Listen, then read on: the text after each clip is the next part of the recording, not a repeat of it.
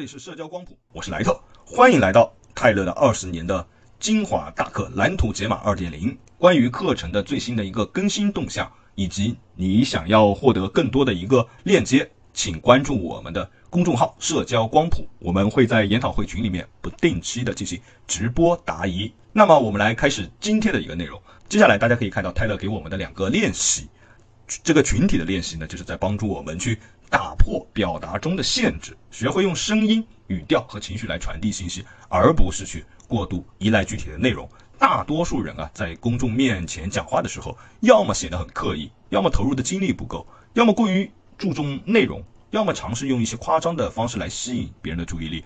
而真正的解决之道，就是要学会自然的运用声音和情绪，赋予内容的感染力。我们来看第一个群体性练习，学会如何以一种专注于能量、语调、坚定和氛围的方式说话，而不是担心内容本身的一种练习方式。So what we'll do right now is we'll go into our first exercise. We've just led into this. And what I want you to do is I want you to learn how to speak in a way where you're focused on the energy and the intonation and the conviction and the vibe, but not worrying about the content. And what we need you to do is learn how to release that block in your mind, that you have to have the perfect thing to say. We've got to release that block, and we've got to get you talking and talking. What this is going to do, it's going to do a few things for you. And we're going to be, by the way, we're going to be stacking these exercises. They're going to be stacked one on top of another. So it's going to be a lot of like Karate Kid, Mr. Miyagi, wax on, wax off. I'm going to be getting you to do things that are a bit ridiculous. Wax on, wax off. But by the time that you combine these together, just like in the Karate Kid, he's blocking. He's like, I can't, this is crazy, right? I'm going to be getting you doing that. So these exercises are going to stack and get you doing this. And the end result is that you're going to be able to talk into a video camera. Say you want to be an ambassador for your business. Say you want to walk in and try to get a raise. Say you want to make friends with someone. Say you want to date. You're going to have unlimited things to say, but you're also going to make a major impact, okay? A major impact. So let's begin. What we're going to do right now is go into a video. Remember what I just did there. What we're going to do right now, right? What we're going to do right now is we're going to go, see, then I would start the video there. What we're going to do right now is we're going to go into an exercise where you're going to describe your drive here. Now, if your drive here was highly entertaining, we're not going to do that. Instead, pick something else, and you can pick whatever you want. But I want you to try something like your drive here, something boring. And I want you, and so you were here last time, so you probably did the drive-in, so you should pick something else. What is something boring that you could pick so that it's challenging you? Because if you're picking something awesome, that's too easy. Flossing. Okay, flossing. That's perfect. So, you've never done it before? No, I do it. Never floss? No. Have you ever done flossing as this exercise? No. Okay, so that'll be great. So, makes me want to do it. I'm kind of jealous. So, what you're going to do right now is you're going to go into an exercise where you're going to describe whether it's flossing, whether it's your drive here, and I want you to take about 2 minutes each, and I want you to use speaking with passion, intonation, conviction, and energy, and then I want you to lower the bar of how good or relevant the information has to be. Lower the bar of how good or relevant the information has to be, okay? Lower that bar. And what'll happen is you can literally just free associate and talk about anything. Like with flossing, you know, you could talk about the feeling in the gums, the speed of flossing, the pros and cons of flossing. Do you floss before you brush, after you brush? What is the thickness of the floss? Do you want the wax on the floss? Do you want that smell on the floss? Is the smell some weird chemical that's actually hurting your teeth, or is it actually helping your teeth? Is there fluoride? Is the fluoride good for you, or does it kill brain cells? There's different debates on it. It's in the water system. How often should you floss? What happens when that time that your teeth were bleeding and you had to floss through it? What your dentist said? The way that your dentist flossed? Do you guys see what I'm going here? The way you feel about flossing? What flossing says about life in general? How the way you do one thing could be another thing. You see what I'm doing here? You can stretch this forever. It's literally unlimited. You just relate the world is so big, right? So you just keep relating everything about the world and then just keep relating it back. It creates unlimited content. Remember, in the content game these days, high frequency posting gets you more subscribers and followers. That's the way the algorithms work. Quick last side point about this. Back in the day, I created this program. It's called The Blueprint. Who here's ever seen The Blueprint? Put your hand up. Okay, I created this program called The Blueprint. Who here's ever seen Hot Seat at Home? Put your hands up. Okay, so I created these programs, right? Hot Seat at Home and The Blueprint, I spent years working on. Years and years and years. This program, I spent years and years working on. But my videos, I do off the cuff. Now, when I did The Blueprint, that was an experience where I spent 4 years on one 4-day seminar, and it was a beautiful experience making it perfect. But you want to know what I realized? In the day and age of social media, if you're spending 4 years to create one piece of content, you basically, to the regular world, you are dead. Most people think that my mentor, Mystery, doesn't teach pickup anymore. Right? He's gone now, right? Excuse me. Hello? He's doing nothing different than he did before. Why is it that before he had a website, he was a teacher, and he taught pickup? What's changed? Nothing changed. He's doing the same thing. He's still doing what he's doing. He's still around. Everyone's like, oh, he's gone. What do you mean he's gone? Did he die? I mean, at some point he will, right? But not at this moment. He's running around. How did anything change at all? But yet, what is most of your guys' opinion of my mentor? You guys think he's dead. You guys literally think this guy's dead. It's like, he doesn't spend 90% of his time making free content for me. He's dead. So what I realized at a certain point, Lil Wayne was blowing up back then. You guys remember when Lil Wayne was in every collab? So I used to like it more like Dr. Dre or Eminem, where they would craft an album, they'd write every lyric, they'd polish it down to perfection. That's who I admired. Lil Wayne, to me, was too free associative. It's like he'd just drink a bunch of codeine and then just start blathering, right? But the thing was, what he did was he'd go on anybody's guest star. I'm like, why is he gonna just go on any track? That's weird. Here's what he did. He was, by lowering it from a perfect 10 or a 9.8 to a solid 8 to 8.5, he was able to master the art of coming up with an 8.5 in 3 minutes, right? Eminem on one song is going to spend, if he's putting out an album every 2-3 years, if that album has, say, 20 songs, he's spending about a month per song. 1 month per song. Lil Wayne drinks some syrup. She probably hurt his health very badly, he has health issues, but he drinks the syrup.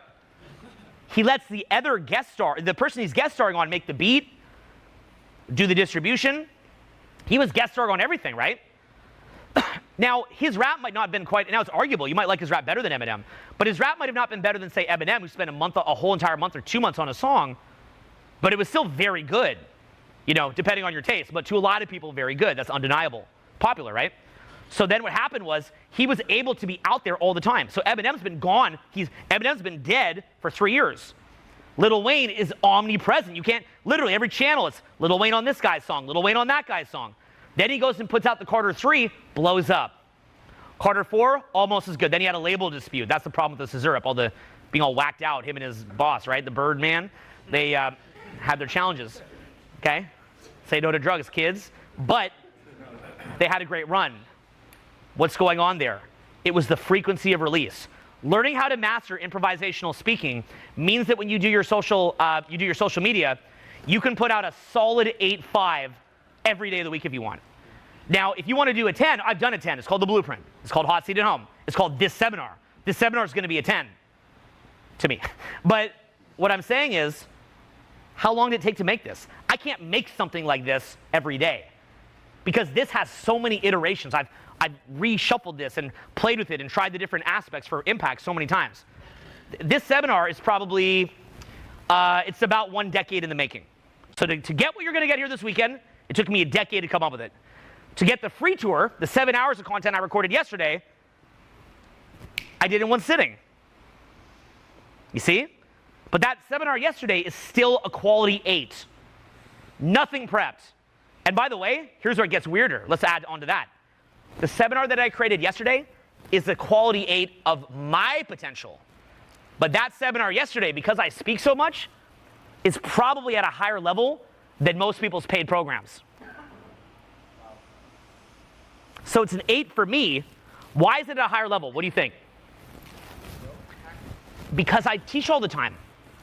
When you teach all the time and create content all the time, your throwaway is probably going to be better than the person that just sat there working on the one thing because you're just releasing all the time. And here's what's funny. This is a Seth Godin concept. Seth Godin said that in our day and age in marketing, what we should be doing is we can't be like mating, like in this like monogamous, like this isn't real, but just in as an analogy for business. He said we don't want to be mating monogamously, raising the one baby. We want to be more like a dandelion, shooting spores all over the city.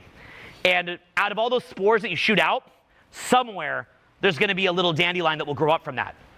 What he was saying was if you put out piles of content, you don't know which one is going to be the one that blows up. Out of all the content that I put out, the videos that did 1 million+ views, it was always the videos I didn't think it would be. It was never, I was never like, this is going to be the one that gets super popular. In fact, the ones that I like the most are probably a little bit denser. They actually are usually less popular. So the more content that you put out, the more likely you are to have that smash hit that goes viral. If you're always creating and releasing, and Seth Godin calls it shipping, just say the word ship. Okay, he says creators ship. Say that. Creators ship. Yeah, you're shipping all the time. You're just in momentum. See, my great musical idol was Dr. Dre. But then Kanye West came out, and Kanye was one of the first people that was just always making tracks, right? Dre was so much better than Kanye for a long time, so much better. But I believe that Kanye went past Dre, even though Dre was the innovator, because Dre just he just wasn't shipping.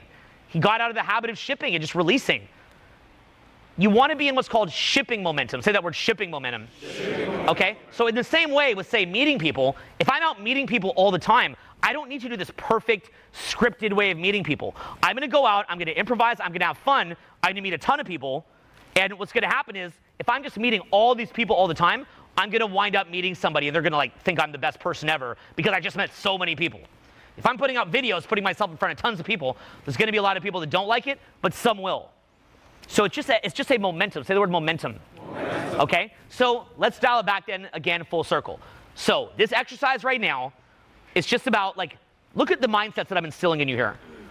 It's not about getting the perfect description of your drive to work. It's not about that. It's just get that quality 8. It doesn't need to be, you can write it out and write out a whole script on your drive here and then change the words around and da-da-da. Or we could just kind of run through it and just sort of see how it goes. You could just kind of quickly motor through it and see how it proceeds by just speaking in a way that's kind of charismatic. Just put an emphasis on the charisma and being free associative. By me doing it this way, I knew that I could make unlimited content for the rest of my life. And here's the best part, by the way. I can still do the once every 3-year project too. I can be doing my improvisational content for YouTube or social media, but I can still dedicate several hours a day to that perfect passion project that I release once every 2 years or 3 years or 5 years. When I did Hot Seat at Home, I worked on that for almost a decade. And when I did Blueprint, I worked on that for 4 years. I was still working on that while I was releasing my 8 out of 10 content. And then, like I said, when you're always shipping, your version of an 8 is another person's 10 because you're doing it all the time. You're in momentum. You're going to become better at what you're doing than other people anyway. My version of meeting someone, say there's someone I'm attracted to, I want to go meet them, my throwaway version of an approach is better than most people's ones that they planned. Way better, by the way. Why is that? Because I'm approaching all the time. My version at this point of a throwaway approach where I barely talk, I don't even do that much, is going to create more attraction in most cases than the person that sat at home thinking about it all the time. So it's like the momentum actually makes life easier. The momentum makes life more fun. And you always want to be in that momentum, all right? So let's track in the exercise.